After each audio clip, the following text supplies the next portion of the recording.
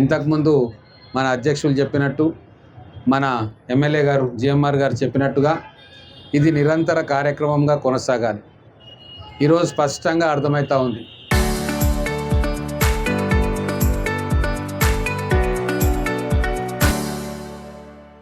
ఒక చేతగాని ప్రభుత్వం, విదేశీ శక్తులకు దాసోహం అన్న ప్రభుత్వం, వాళ్లకు భయపడే ప్రధానమంత్రి, అలాగే దేశ ప్రజల నడ్డి విరిచే ప్రధానమంత్రి. ఈ పాలనను మనం అందరం కూడా కలిసి అంతం చేయాల్సిన బాధ్యత ఉంది. 2004లో ఎట్లయితే కాంగ్రెస్ శ్రేణులు అందరూ కలిసి దేశవ్యాప్తంగా కాంగ్రెస్కు అధికారం తీసుకురావడానికి ప్రయత్నం చేసినరో, ఈ 2.5 సంవత్సరాలు మనం కూడా అదే పని చేయాలని చెప్పి కోరుకుంటా ఉన్నాం. ఈరోజు ఈ నిరసనలు, ప్రభుత్వం మీద వ్యతిరేకత, భారతీయ జనతా పార్టీ 12 సంవత్సరాలు పనిచేసిన తీరు ఖచ్చితంగా పేద మధ్యతరగతి వర్గాల్లో తీవ్రమైన అసంతృప్తిని మిగిల్చింది. కూరగాయల ధరలు ఆకాశానికి అంటినాయి, నిత్యావసర ధరలు ఆకాశానికి అంటినాయి. ఏమనంటే పెట్రోల్ ధరలు పెరిగినాయి, గల్ఫ్లో సంక్షోభం ఉంది అని చెప్పి చెప్తా ఉన్నారు. ఇంతకంటే పెద్ద సంక్షోభం ఉన్నప్పుడు కూడా మన్మోహన్ సింగ్ గారి నేతృత్వంలో, సోనియా గాంధీ గారి నాయకత్వంలో ఆ రోజు కాంగ్రెస్ ప్రభుత్వం క్రూడ్ ఆయిల్ ధర బ్యారెల్కు $120 ఉన్నా కూడా మనకు 60 రూపాయలకు 65 రూపాయలకే డీజిల్ ఇచ్చింది. కొన్ని లక్షల కోట్ల భారాన్ని ప్రభుత్వం తన మీద వేసుకుంది. అప్పుడు ఎటువంటి పన్నులు కూడా విధించలే. కానీ తెలివైన ఆర్థిక క్రమశిక్షణ పాటించి అప్పుడు మేధావి అయిన మన్మోహన్ సింగ్ గారు సామాన్య ప్రజల మీద భారం పడకుండా ఒక వ్యూహాత్మకంగా రాజనీతిజ్ఞతతోటి వ్యవహారం చేసి అనుభవం ఉన్నది. ప్రజల కష్టాలు తెలుసు కాబట్టి కాంగ్రెస్ ప్రభుత్వం ఆ రోజు దేశ ప్రజల మీద భారం పడనీయలే. కానీ అనుభవం లేని వ్యక్తి, కేవలం మతాల మధ్యన చిచ్చుబెట్టి, కులాల మధ్యన చిచ్చుబెట్టి అధికారంలోకి వచ్చిన భారతీయ జనతా పార్టీ, నరేంద్ర మోడీ గారి ప్రభుత్వంలో ఉన్న మంత్రులకు కానీ ఆయనకు కానీ ఈ దేశ సమస్యలను ఎట్లా పరిష్కారం చేయాలని చెప్పి ఇంకా కూడా అనుభవం రాలే. 12 సంవత్సరాలు అయింది.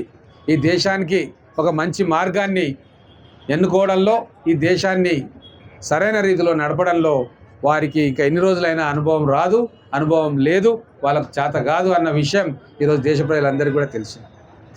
ఈరోజు పెట్రోల్ ధర $100 అయింది. అది $120 కూడా కావచ్చు. దానికి కారణం గల్ఫ్ సంక్షోభం, యుద్ధం అని చెప్తా ఉన్నాం. ప్రపంచంలో ఎప్పుడు ఏదో రకంగా ఎక్కడో చోట యుద్ధం జరుగుతూనే ఉంటుంది. ఆ కారణం చెప్పి మన దేశ ప్రజల నడ్డి విరుస్తున్న దాన్ని ఈరోజు ప్రజలందరూ కూడా అసహ్యించుకుంటూ ఉన్నారు. కేవలం పెద్ద పారిశ్రామికవేత్తల కోసం పాలసీలు చట్టసభల్లో నిర్మాణం చేసి వాళ్ళ ద్వారా లబ్ధి పొందుతూ ఆ ధనాన్ని తీసుకొచ్చి ఎలక్షన్లలో విచ్చలవిడిగా ఖర్చు పెడుతూ ప్రజాస్వామ్య స్ఫూర్తిని కాలరాస్తున్న ప్రభుత్వం భారతీయ జనతా పార్టీ ప్రభుత్వం. దీన్ని ఇక్కడితో ఆపకుంటే రాబోయే రోజుల్లో మనం నష్టపోతాం, భవిష్యత్ తరాలు కూడా నష్టపోతాయి అన్న విషయాన్ని ఈరోజు మన కార్యకర్తలు గ్రామాన తీసుకుపోవాలి. వాళ్ళందరికీ నేను ఒకటే విజ్ఞప్తి చేస్తూ ఉన్నా. దేశం మనల్ని రోడ్ల మీదకి రావాలని కోరుకుంటా ఉంది, వాళ్ళ పక్షాన నిలబడాలని కోరుకుంటా ఉంది, వాళ్ళ పక్షాన గట్టిగా ప్రశ్నించాలని చెప్పి కోరుకుంటా ఉంది. ముఖ్యంగా యువత ఈరోజు ఈ ప్రభుత్వానికి వ్యతిరేకంగా రోడ్డు మీదకి వస్తూ ఉన్నారు.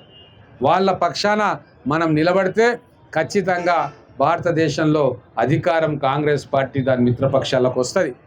ఈరోజు ప్రధానమంత్రిగా మచ్చలేని వ్యక్తి, అన్ని వర్గాలను సమభావంతో చూసే వ్యక్తి, అందరినీ ప్రేమతో పలకరించే వ్యక్తి రాహుల్ గాంధీ గారికి కూడా ఒక అవకాశం ఇవ్వాల్సిన అవసరం ఉంది.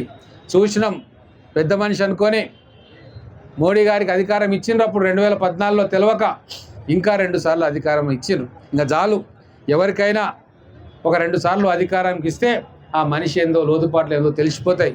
అమెరికాలో కూడా 2 సార్లే అధ్యక్ష పదవికి అర్హులవుతారు. అంటే కేవలం 8 సార్లే అధ్యక్ష పదవిగా ఉంటారు. మరి అంత అభివృద్ధి చెందిన దేశం అమెరికా, సంపన్న దేశం, మేధావులు ఉన్న దేశం కదా.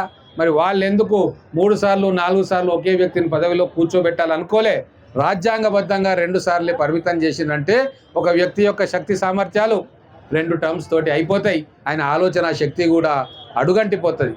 అందుకే ఇక్కడ కూడా 3 సార్లు అవకాశం వచ్చింది మోడీ గారికి. భారతీయ జనతా పార్టీకి ప్రజలకు గొప్పగా చేసిందేం లేదు. ప్రజల బతుకులు భారం అవుతూ ఉన్నాయి, పన్నులు పెరిగినాయి. ప్రతి ఒక్కటి కూడా పాలకాండ్ నుంచి ప్రతి ఒక్కటి తినే వస్తువులు, ట్రాన్స్పోర్టు అన్నీ కూడా భారం అయిపోతూ ఉన్నాయి. మధ్యతరగతి ప్రజలు బ్రతకలేని పరిస్థితి వచ్చింది.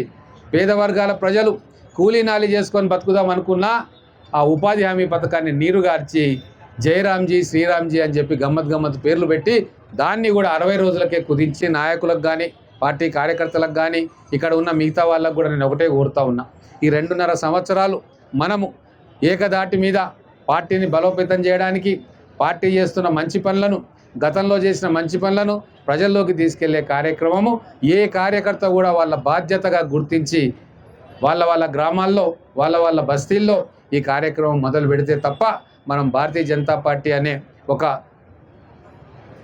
వేళ్ళూనుకున్న పార్టీని కావచ్చు, ఇన్ని సంవత్సరాల అధికారంలో ఉన్న నాయకత్వాన్ని కానీ ఓడించలేం. దేశ ప్రజల కోసం మనం ఈ త్యాగం చేయాల్సిన అవసరం ఉంది. ప్రజలు మనల్ని చూస్తూ ఉన్నారు, మన మీద ఆశలు పెట్టుకున్నారు. కాబట్టి ఆ దిశలో మన అందరం కూడా ప్రయత్నం చేయాలి. ఈ ధర్నా కార్యక్రమానికి చేసిన ప్రతి ఒక్క కార్యకర్తకు పేరున నమస్కారం తెలియజేస్తూ ఉన్నా.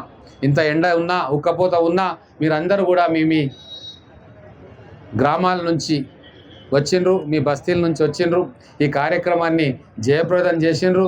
దీన్ని జయప్రదంగా నిర్వహించిన ప్రతి ఒక్క కార్యకర్తకు అందరికీ కూడా హృదయపూర్వకమైన అభినందనలు తెలియజేస్తూ మన పోరాటం ఈ రోజుతోటి మొదలవుతుంది అన్న విషయాన్ని మనం ప్రతి ఇంటికి తీసుకుపోవాల్సిన బాధ్యత ఉంది. జై హింద్, జై తెలంగాణ.